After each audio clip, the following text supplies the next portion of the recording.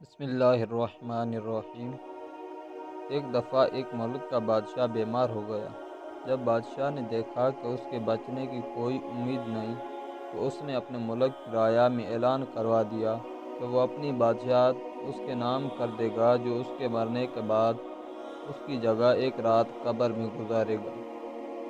سب لوگ بہت خوفزدہ ہوئے اور کوئی بھی یہ کام کرنے کو تیار نہ تھا۔ اسی دوران ایک کمہار جس نے ساری زندگی کچھ جمع نہ کیا تھا، اس کے پاس سوائے ایک گدھے کے کچھ نہ تھا۔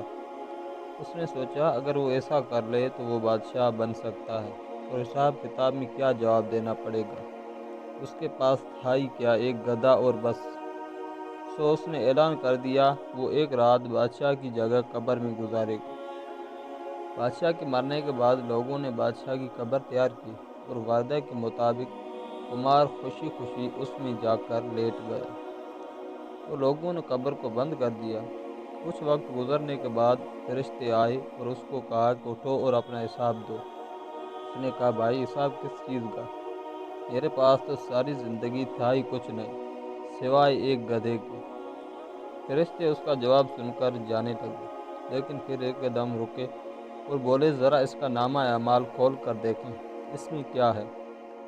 بس پھر کیا تھا، سب سے پہلے انہوں نے پوچھا کہ ہاں بھائی فلاں دن تم نے گدھے کو ایک وقت بھوکا رکھا تھا؟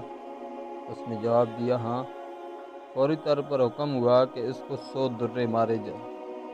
اس کی خوف دھلائی شروع ہو گئی۔ اس کے بعد پھر فرشتوں نے سوال کیا اچھا یہ بتاؤ فلاں دن تم نے زیادہ وزن لاد کر اس کو مارا تھا؟ اس نے کہا ہاں۔ پھر حکم ہوا اس کو 200 درے مارے جائیں۔ پھر مار پڑنا شروع ہو گئی۔ برس صبح تک اس کو مار پڑتی رہی۔ صبح سب لوگ اکٹھے ہوئے اور قبر کشائی کی تاکہ اپنے نئے بادشاہ کا استقبال کر سکیں۔ جیسے ہی انہوں نے قبر کھولی تو اس کمار نے باہر نکل کر دوڑ لگا دی۔